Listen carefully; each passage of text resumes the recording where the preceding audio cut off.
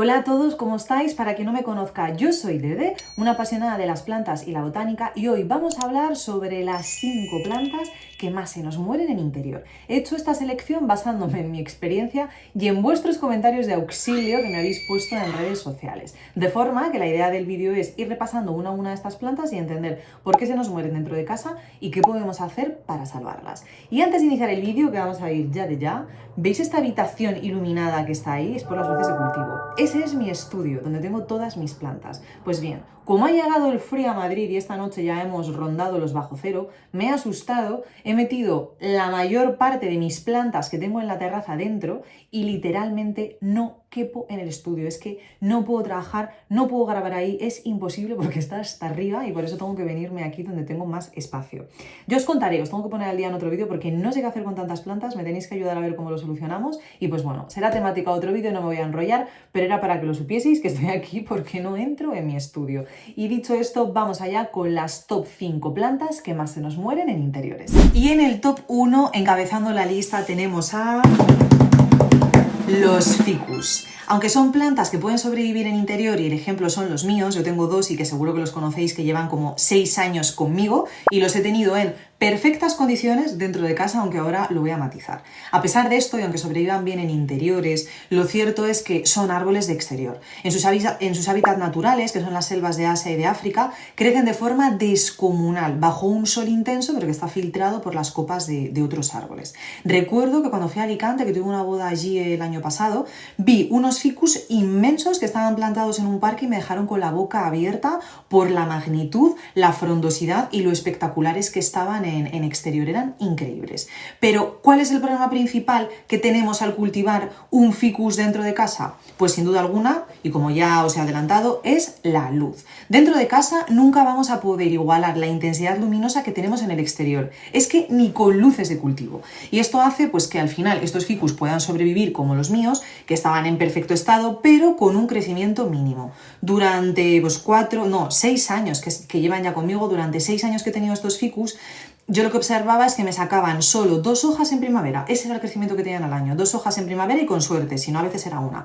Y esto era todo lo que conseguía que se desarrollaran. Y ahora que los he sacado a la terraza, porque antes no tenía, pero ahora me he mudado de casa y sí tengo terraza, lo que he observado es que sacan hojas con mucha más frecuencia. Pues yo creo que desde que los puse, que están desde enero o una cosa así, desde que los puse ya han sacado 3-4 hojas, y además también tienen síntomas de ramificación. Es decir, no solo me crecen desde el ápice, sino que están empezando a tener crecimiento secundario o lateral, lo que ya me indica que aunque en interior crecían bien, estaban muy limitados y en exterior ahora están desarrollándose mejor. Si ya tienes un ficus rubí o un ficus lirata dentro de casa, lo primero que debes hacer es garantizarle una orientación con alta iluminación, preferiblemente oeste o sur. Si tu casa no tiene ninguna de estas orientaciones, mi consejo es que pongas la planta lo más pegada a la ventana posible y que además, si puedes, te apoyes con alguna luz de cultivo para, tratar de suplir la falta de luz que tiene.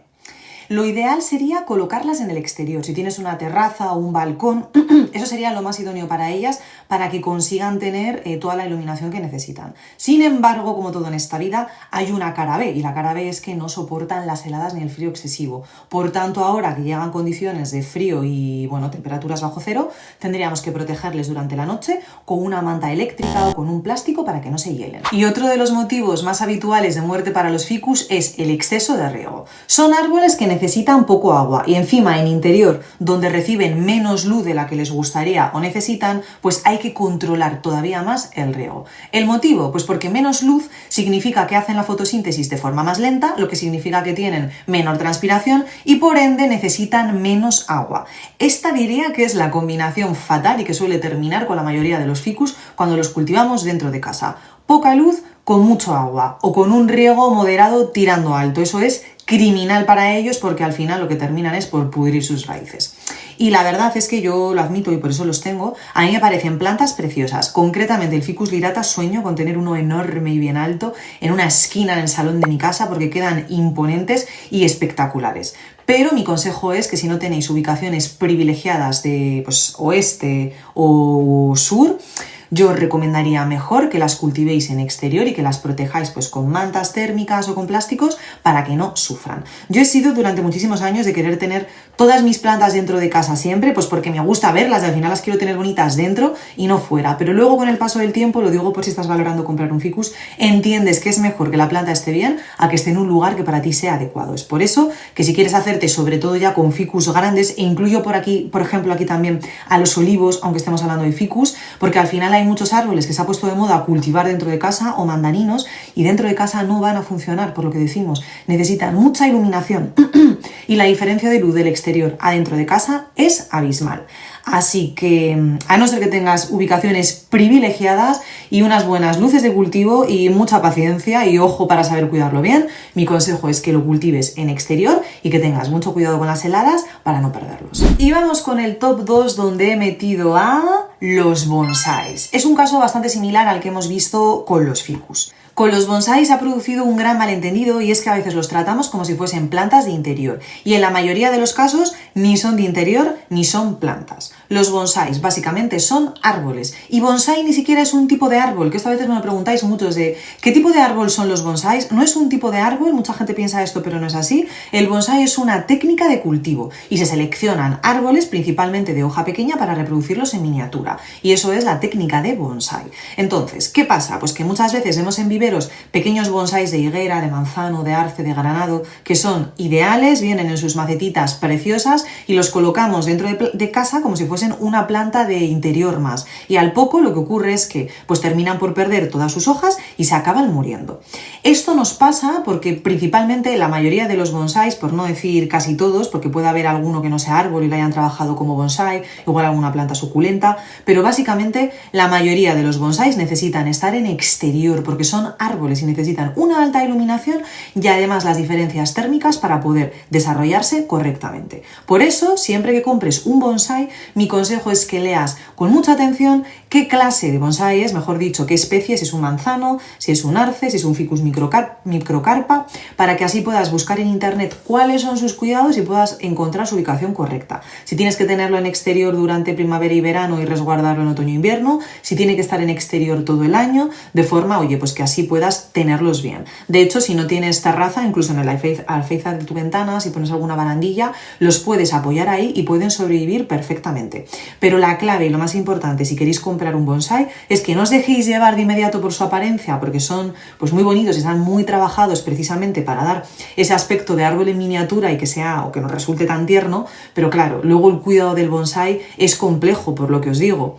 Como cuestan mucho dinero, queremos ponerlos en el centro de nuestro salón o de la mesa para que se vean, eso no es un lugar idóneo para ellos porque la mayoría son de exterior y además hay que tener cuidado con los bonsáis porque se cultivan en macetas pequeñitas y a más pequeñita que sea la maceta, más atención a la hora de riego os va a requerir porque se va a secar muy rápido. Entonces es algo que también tenéis que valorar. Yo ya sabéis que hice un curso de bonsáis hace 1 año y medio y trabajé 4 bonsáis, a los que tenía mucho cariño y en el primer verano se me murieron 2 y en el segundo verano se me murieron el resto porque necesitan mucho agua y en cuanto, te marchas de vacaciones una semana ya lo acusan porque esas macetas tienen tan poquita tierra que cuando riegas enseguida se acaba el agua y se secan muy rápido. Así que simplemente tened eso en cuenta. Bonsáis, la mayoría son de exterior. Cuanto más pequeña es la maceta, más exigentes van a ser en cuanto al riego. Y en el top 3 tenemos a unas plantas bastante engañosas, que son las suculentas colgantes. No me digáis el motivo, pero el hecho de que cuelguen a veces nos despista sobre su verdadero origen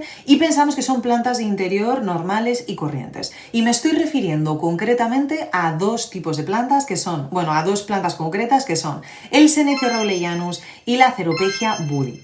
Qué poquito se habla ahora de estas plantas y qué de moda estuvieron hace 4 o 5 años. ¿Quién de vosotros las ha tenido y se acuerda cuando pegaron este boom tan fuerte en redes sociales? A mí personalmente me encantan y tuve las 2, tanto la Ceropegia como el Senecio, y ambas las perdí. Me encantaba sobre todo el Senecio, que se me terminó por pudrir, y la Ceropegia budi, que se me daba muy bien y la tenía bien larga. De hecho hay un vídeo en el canal donde hablo de sus cuidados de hace 5 años.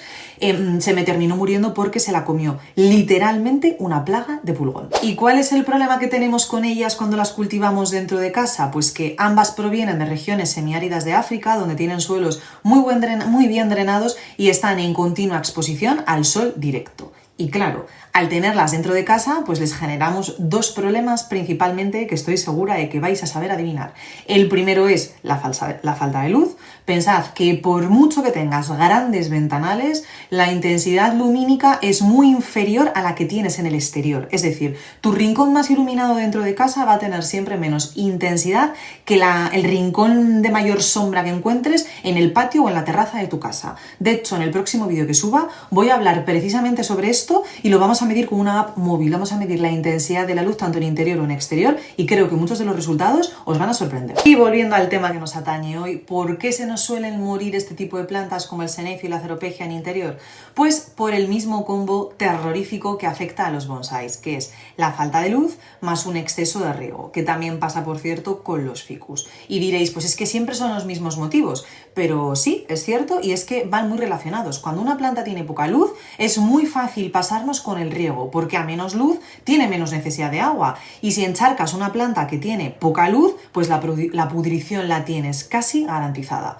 Por lo tanto, ¿qué tenemos que hacer para cuidarla bien? Pues proporcionarles buena luz directa, colocando la planta directamente en tu terraza, en tu balcón, y si no tienes lo más pegada a una ventana con la mayor iluminación que pueda, recuerda que son plantas de hábitats semiáridos, necesitan muchísimo sol directo. Por tanto, asegúrale la máxima iluminación que puedas darle. Si la cultivas fuera, recuerda que la tienes que meter en interior en el otoño y el invierno porque no soportan las heladas. Eso sería lo fundamental, garantizarle primero la máxima iluminación que le puedas dar. Y en cuanto al riego, mi opinión es que más vale pecar de defecto que de exceso, sobre todo con estas plantas.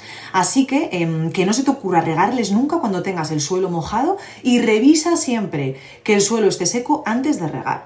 Tienen una señal engañosa, lo digo porque a mí me ha pasado tanto la ceropegia como el senecio. La ceropegia le vais a ver que la hoja la arruga, le aparecen como rayitas, y el senecio se pone como si fuera una uva pasa, se hace menos gordito y le veis más arrugado. Cuando vemos esto, ¿qué es lo que pensamos? Pues que la planta está deshidratada y enseguida tendemos a regar. Y no. ¿Sabéis cuál suele ser el verdadero motivo por el que se pone así? Está deshidratada, sí, y ese es síntoma de deshidratación, pero está deshidratada porque se le han podrido las raíces por un exceso de riego. Entonces, es muy posible que el sistema radicular lo tenga completamente estropeado, la planta no puede absorber agua y por eso comienza a pudrirse y a arrugar las hojas. Por tanto, si os pasa eso, que veis hojas arrugadas tanto en vuestro senecio, ceropegia o en algún otro tipo de planta suculenta y que os extrañe, pues porque las regáis más o menos con frecuencia, sacad la planta del cepillón de la maceta y observar las raíces. Si veis que están podridas, lo mejor que podéis hacer es cortar todo lo que esté podrido y dejar la parte restante que esté en buenas condiciones y volvéis a plantar.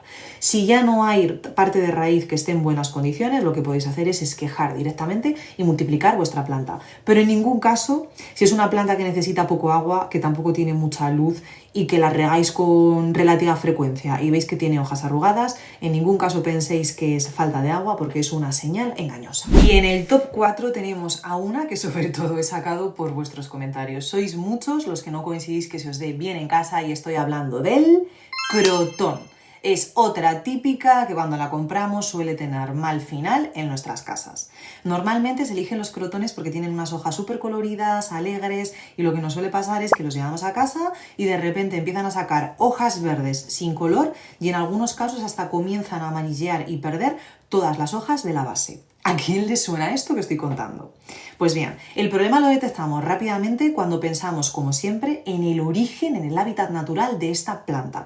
Y es que en verdad es una planta tropical que está acostumbrada a recibir raudales de sol directo. Y el principal problema que tenemos con él cuando la pasamos al interior de casa, que es lo que nos suele pasar siempre en interior, es que tiene o acusa una falta de luz. Sin luz no crece correctamente y sin ella tampoco puede producir los pigmentos rojos, naranjas y amarillos que le dan ese color de hoja tan llamativo. Entonces, al estar privada de la luz, lo que suele ocurrir es que se vuelve más verde, se debilita y termina por tirar las hojas, sobre todo de la base. Así como en los bonsáis, tengo muy claro que si son árboles, te digo que es medio imposible que lo tengas bien dentro de casa porque va a terminar perdiendo todas las hojas, porque necesita el frío, necesita los cambios de estación y necesita la luz. Con un crotón no opino igual. Sí que creo que lo puedes tener muy bonito dentro de casa porque yo lo he tenido. Mi hermano me regaló uno, de hecho seguro que lo conocéis en el canal. Mi hermano me regaló un crotón, ya ha estado conmigo unos 5 años y lo he tenido bonito y con color en las hojas y creciendo mucho. e incluso ramificando, por lo que si lo quieres cultivar dentro de casa es posible, no creo que sea una planta difícil de cultivar dentro de casa. Creo que sobre todo la clave es encontrarle la orientación adecuada, que para mí es orientación oeste-sur y este en algunos casos. La mía era oeste y estaba maravilloso. De hecho, perdí el crotón cuando me mudé a esta casa, no conocía el frío que hacía en la terraza, lo dejé en la terraza, que era cubierta, yo pensaba que no bajaban tanto las temperaturas, pero mi crotón pues terminó por morirse porque no soportó el frío. Además, el riego es bastante controlable con el crotón, no creo que sea un punto crítico muy problemático, porque cuando le falta agua se le nota muy rápido, lo que hace es que se desmaya, baja las hojas y lo vas a ver enseguida. Por tanto, tiene como un indicador, no una alerta muy fiable que te va a decir cuándo tienes que regar. De hecho, cuando ves que ha desmayado las hojas, en cuanto le riegas, nada, no tarda ni una hora en volver a subirlas. Con esto no quiero decir que tengas que esperar a que se desmaye por completo para que lo riegues, pero sí que no tienes que preocuparte tanto con el riego, porque en cuanto él note que le falta un poquito de agua, vas a ver que empieza a caer las hojas, de hecho, las empieza a doblar un poquito y ya cuando es acusado las va doblando más. Por tanto, no se te va a morir por falta de agua, porque él te lo va a dejar clarísimo, es una planta bastante dramática y cuando tiene sed se pone alicaída y te lo hace saber, pero tampoco vas a pasarte con los riegos, porque como vas a esperar a que se seque la tierra antes de volver a regar, sobre todo si no tiene mucha luz, pues cuando la tierra esté seca, si no sabes si tienes que regar o no, puedes esperar un par de días y enseguida vas a ver si dobla un poquito las hojas o no y ya tienes la alerta de que es tu momento de regar. Y vamos con el top 5. He tenido muchas dudas sobre qué planta meter en este último lugar y he estado muy tentada a añadir mis plantas talón de Aquiles, que son las marantas, los helechos y las calateas, pero es que luego he pensado que quizá no era conveniente incluirlas porque no es tanto que tengan un problema para ser cultivadas en interior, sino que su problema principal es la falta de humedad ambiental. Entonces, a mí me afecta mucho porque vivo en Madrid, pero para gente que vive, por ejemplo, en Asturias, pues cultivarlas debe de ser pan comido. Es por eso que he decidido dejarlas fuera, porque no es un tema de interior o exterior, básicamente es un tema de humedad, y he añadido a otra, que es un árbol encubierto como planta de interior y es... En este top 5 tenemos a la platanera, o como muchos la conocéis, la musa. ¿Qué es lo que ocurre con esta planta? Pues que básicamente no es una planta, es un árbol herbáceo y significa que se desarrolla muchísimo mejor en exteriores porque necesita una alta iluminación y bastante espacio para desarrollarse. Las plataneras cogen tamaños desproporcionados, incluidas las que cultivas en interior. Os lo digo porque yo cultivo una y ahora os cuento. Pero bueno, el caso es que en el último año esta planta se ha puesto muy de moda y es bastante común encontrarla hasta en supermercados, donde la venden en macetas pequeñitas y listas para cultivar dentro de casa. Yo, como os decía antes, tuve una que me regalaron, pues hará 2 años, una cosa así. La cultivé dentro de casa durante un año, os voy a poner alguna imagen, se puso enorme y bastante bonita, pero finalmente decidí regalársela a mi suegra, que tiene un jardín precioso donde vive Leo, por cierto, para que allí se pudiera desarrollar bien. ¿Qué es lo que le pasaba al tenerla dentro de casa? Pues primero, que crecía completamente curvada hacia la ventana porque necesitaba más luz. Segundo, que no tenía espacio para tenerla porque las hojas se estaban volviendo enormes. Y tercero, que tenía plagas, en concreto ácaros, de forma descontrolada. Y yo creo que estaban descontrolados porque en casa tenemos pues una humedad constante, en el exterior hay más cambios de temperatura y hay depredadores naturales que pueden acabar con ellos, y luego también por baja iluminación. Y es por eso que decidí regalársela a mi suegra y creo que fue lo mejor que pudo hacer porque la tiene preciosa, está enorme y desarrollándose muy bien. De hecho, fijaros cómo son las plantas porque, claro, yo la tenía acostumbrada a que estuviera dentro de casa con luz filtrada y cuando la llevamos a este jardín lo que le ocurrió fue que los primeros días de repente la planta se desmayó por completo y lo que le había pasado es que no estaba adaptada al sol directo, lo estaba extrañando y se desmayó mucho y con el paso del tiempo comenzó a enderezarse, a crecer y a mejorar. Lo digo simplemente para que veáis también que las plantas al final, pues por una mera cuestión de supervivencia, también llegan a adaptarse a condiciones aunque no sean las más idóneas para ellas. El caso es que este año, yo creo que por enero o así, un día estaba en el Lidl y vi que vendían plataneras en macetas chiquititas y me compré una por 2 euros porque echaba de menos la que tenía, que era tan grande que es que no la puedo tener en casa. Entonces dije, bueno, voy a comprar una del tamaño que puedo tener en casa, chiquitita. Y la planté directamente en la terraza, por lo que os digo, porque en interior no se dan bien. Y lo que pasó fue que murió la planta original, pero le salieron 2 hijuelos que todavía tengo chiquitines y se han desarrollado bastante bastante, vamos a ver cómo aguantar el invierno fuera. Tengo que grabaros también vídeo próximamente, yo creo que lo dejaré preparado este finde porque no puede esperar más.